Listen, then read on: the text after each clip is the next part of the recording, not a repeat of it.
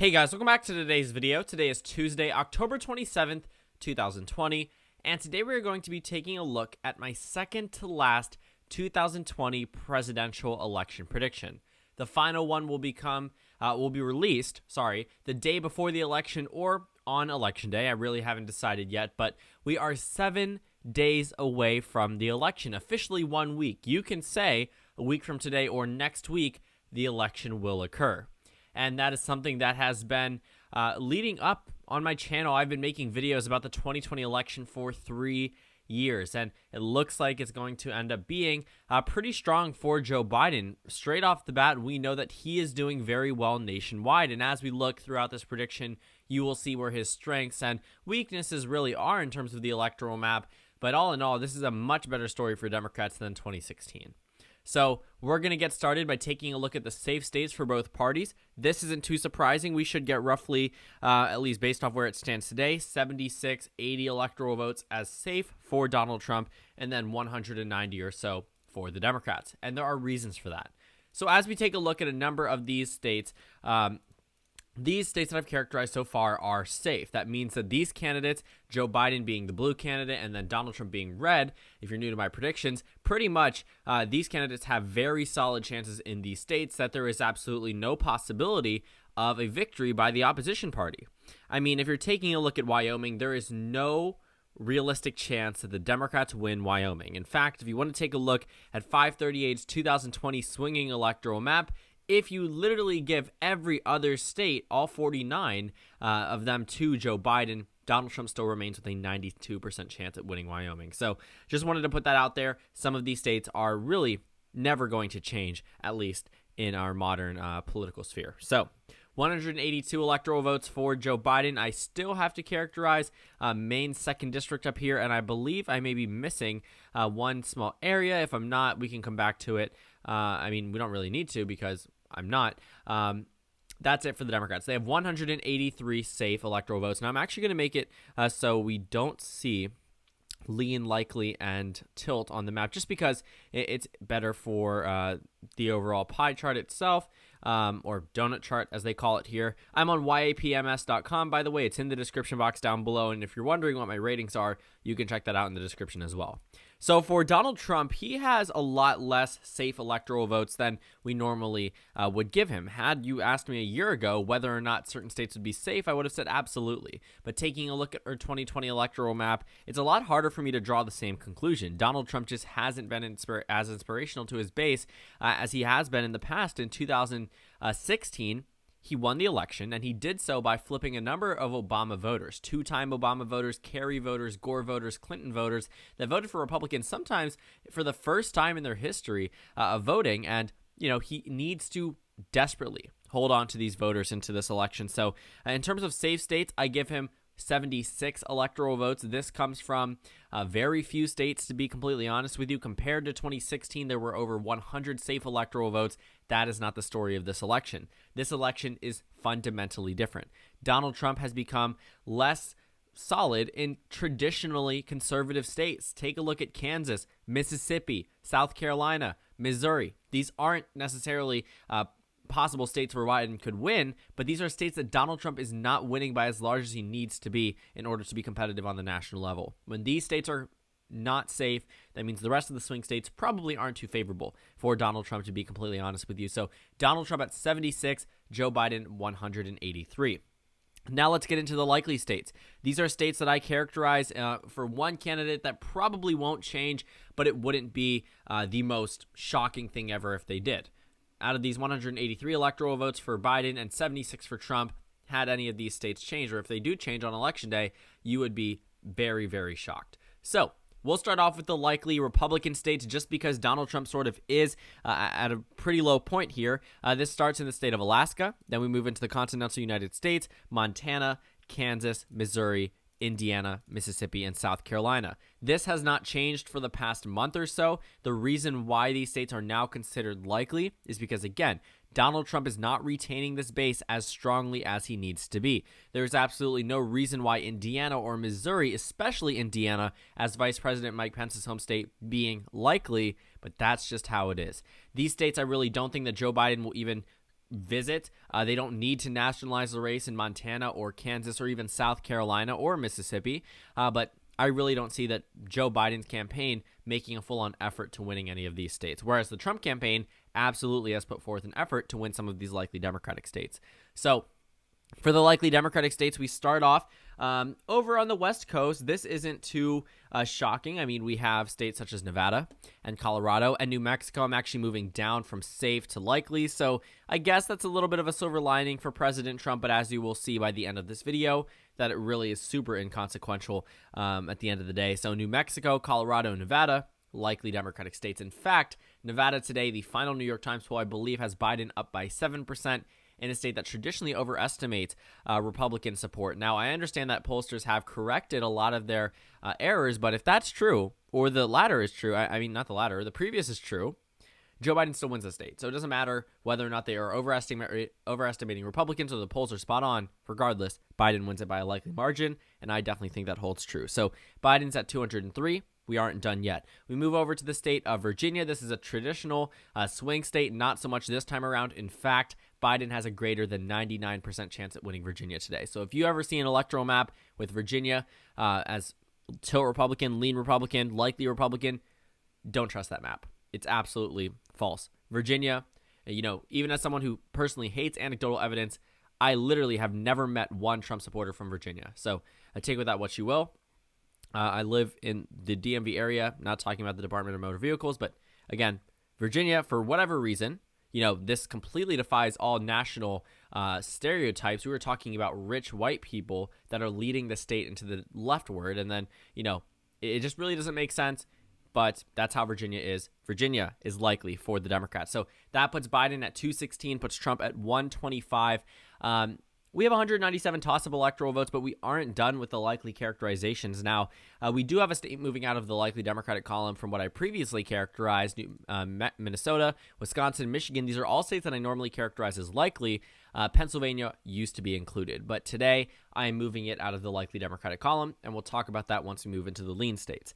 In the state of New Hampshire, this is likely for the Democrats. Maine at large is really getting very close to being safe. It could possibly be safe by Election Day. I'm thinking 13, 14-point margin for Joe Biden, but still a likely margin nonetheless. So that puts Biden at 258. It puts Trump at 125, and I'm also moving another district out of the likely Democratic column. So I'm sure you can guess where that one's coming from, but the numbers put Joe Biden 12 away from winning the presidency. We are 7 days out, and Joe Biden is likely in Wisconsin, Michigan, and Minnesota. If you hadn't heard, the Trump campaign today has officially outlined their final campaign strategy. I will be making a video about it tomorrow because it is very substantial.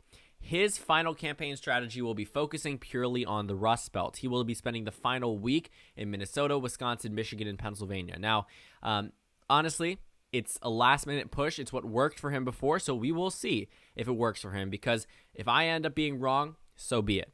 But based off all of the numbers that I see today, and based off of the fact that Joe Biden maintains a 9-point lead nationwide, this election is not changing in the final 7 days when over 70 million people have already cast their ballots today. 70 million. That's record-breaking, record-shattering. So Biden at 258, Trump at 125. You can see there's a very clear difference, over 125 electoral votes dividing the two. Let's move into the lean states. Now, these are states that really could go either way, but they probably won't. There's 7 days to go. And when they are considered to be lean states, they are favored to go one direction. Now, like I said, Donald Trump spent a last-minute strategy in the Rust Belt and took those lean Democratic states and made them tilt Republican. But we aren't likely to see that happen, given that millions of Americans, tens of millions of Americans, have already voted. And yes, certain states do allow you to get your vote back.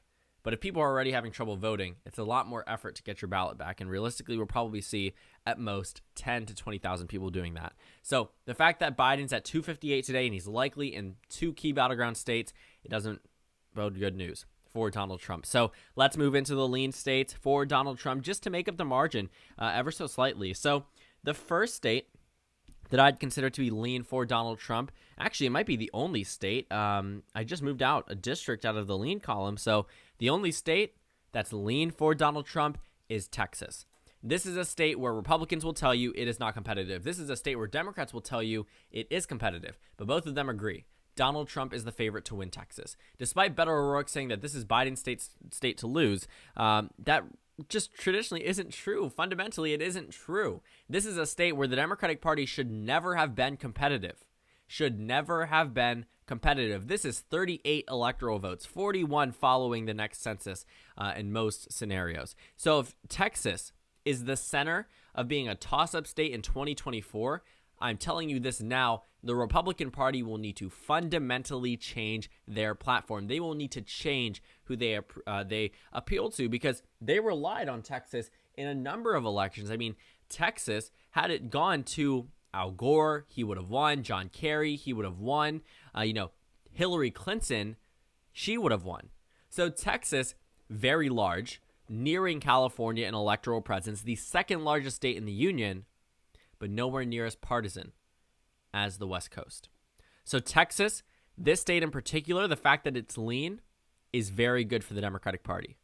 Because as you will see once I finish the lean states, they are on track to win this election. It doesn't really matter the margin when you're in there for 4 years.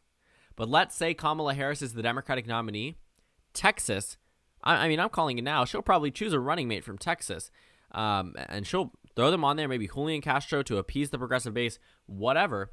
Texas itself is going to be a key state that the Democratic Party will heavily target and will probably do very well in. And they are on track to do very well this election. 8 years ago, Texas went to the Republicans by nearly 17%. So the next state to go lean, none of these go lean for Donald Trump, I believe. At this point, I'd say that the state of Pennsylvania is lean for the Democrats. I'd also say that Nebraska's 2nd District is lean for the Democrats, and so is the state of Arizona. The rest of these 85 toss-up electoral votes are tilt margins. But Joe Biden has already won the presidency. He's at 290. Trump is at 163. Before I even move into tilt states, and tilt states are states that really could go either way. When we're talking about lean states, tilt states are a whole nother ball game. These states really could flip-flop just because of one statement said or an extra ad sent out on the airwaves. These states really are on edge in terms of who they support currently, and these states could go one way or another. But Joe Biden today is at 290 without tilt states. Donald Trump hasn't even cracked 200. Donald Trump has shown us that he really thinks he's solid in a number of these traditional Republican states. And while he may win them, the margins will tell a different story. And I know I make the point that it's an electoral college system where it's winner take all. And yes, based off of who receives the electoral votes, margins don't matter. But what does matter is the future of the Republican Party. Because the Democratic Party will come away from this election unscathed. But if Donald Trump is not to win, what about all of those Trump-like nominees who are now in the Senate, who are now in the House of Representatives, who are now governors, people who full-fledged supported President Trump? And it's very possible that following President Trump's defeat in next week, literally next week, 7 days from today, if that does happen, the Republican Party could be looking for a new leader. And if they don't have Donald Trump to turn to, that energized base could very quickly dissipate. We did not see that energy from Marco Rubio, Jeb Bush, Ted Cruz, Carly Fiorina, really anyone besides Trump. Pence won't even come close in terms of enthusiasm, in terms of being able to rile up the base. So who is it going to be? That's what the GOP should be worried about. It's less about winning this election at this point for them. It's about moving forward. And I think a lot of them are starting to come to terms with that. But the fact that Biden has already won based off this map is a very telling story. So for the tilt states, we have some states moving over. Let's start off with one Biden state and then move on to a Trump state. So the first Biden state that I'd consider to be tilt is Florida. Now, I know some of you guys have seen the Real Clear Politics average that has Trump up in Florida, but check 538. They do a lot more for their polls, and they're a lot more accurate traditionally. And, Real Clear Politics still, they don't include some polls, and they have a very shaky bias, I would say. They accept certain polls and then disregard others. It really doesn't make sense. 538 at least grades them, assesses them, and puts them in based off of the way that they should actually be sent into the average, which is exactly why they have very different results. One has Trump winning, the other one is Biden winning. But Florida, despite whatever voter registration numbers you want to talk about, that rarely is ever a good indicator of who's winning the election. The reason why the GOP is doing well in Florida because of party registration is, number one, because the Florida Democratic Party does have some very incompetent members, and we've seen that. But number two, they're not afraid to do in-person events. They aren't afraid to do voter registration drives. They aren't afraid to knock on doors. The Democratic Party, up until recently, has been very afraid to do so. And I mean, obviously, because of COVID-19, it's a whole other ballgame, but the Florida Democratic Party has made it so the state is immune to wave years. We are working in an environment where the Democratic nominee is up 9 points. For reference, in 2012, when Florida went to Obama wasn't even up by 3%. He wasn't even up by the Clinton margin in 2016. So Florida went to Barack Obama. That was a state that narrowly went, I believe, 0.9 or 0.8%. I'm thinking a roughly similar margin for Joe Biden. Now, above Florida is the state of Georgia. I still think that Donald Trump is the narrow favorite in this state. It just has such a Republican history that it's really hard for me to see how Joe Biden can change that drastically, especially since we do have to take into account the issue of potential voter suppression. This is going to take place nationwide. I have personal friends whose ballots have not been allowed because of a signature issue, or they've had to wait in long lines, almost half a day, in order to just vote. And, while we do see those ads talking about high turnout and aren't these lines great, are they actually? Voting should be a much more simpler process and a lot easier for a lot of people. And we've seen that in some of these states, we are going to see different and really shaky tactics that are really going to potentially drive turnout in certain areas. Now, Georgia, I think, will go tilt for the Republican Party. Florida, I think, will go tilt for the Democrats. And the next state that I would say goes tilt for the Democrats is the state of North Carolina. This is a state that really hasn't changed in terms of its characterization too heavily. At most, it was lean Democrat. At some point, it was likely Republican. This state has fluctuated back and forth, but we are 7 days out, and Donald Trump hasn't exactly been reclaiming his lead in this state. In 2016, he was up. Today, he's behind. So 25 remaining electoral votes. I'm actually going to spoil it for you. Trump wins all remaining 25. But as we characterize Ohio and as we characterize Iowa and Maine's 2nd District, you're going to start to realize that these are the final states that Donald Trump is able to win. These are states that traditionally would be voting with the election winner. Obama won both of these states. Trump won both of these states. Bush won both of these states in 2004. So realistically, I mean, so did Clinton. The only exception was 2000 when Iowa went blue. But these states typically vote for the correct presidential election winner. Ohio's been right for 60 years. Iowa's been right for quite some time now, for decades. And honestly, it could be very wrong, this election. So based off the numbers today, I'm thinking that Iowa and Ohio are tilt states. Maine's 2nd District is a tilt district. Iowa and Maine's 2nd District moved down from being previously lean Republican characterizations. We don't see too many other race rating changes. The only other notable one is Pennsylvania moving down from likely Democrat to lean Democrat. And I guess you could say this one is slightly noticeable. New Mexico goes from safe for the Democrats down to likely. So this results with Joe Biden winning the presidency at 334 electoral votes, Donald Trump at 204. I know the electoral map hasn't shifted too much, but I'm not going to lie to you guys. The American public is very boring in the way that the electorate is. They don't like to fluctuate too heavily. We rarely see a drastic shift, at least as drastic of a shift as we saw in 2012. So I'm thinking this is the map. It probably won't change the day before the election, but we have 7 days to see if anything really plagues the Democratic Party and drastically changes the outcome of this election, because as it stands today, Joe Biden is on track to win the presidency. Flashback to 2016, Clinton only led the popular vote by 3% today. Biden is up by 9. So, thank you guys so much for watching this video. Make sure to comment down suggestions below. Subscribe on the left if you haven't already, and check out the Instagram and Twitter. At the bottom left of the screen, there's also a Discord link for you to go ahead and join. On the screen, there's a video you can watch and then a playlist for my other 2020 election predictions. It's almost getting close to where we started 2022 playlist. But again, thank you guys so much for watching, and I will see you all tomorrow.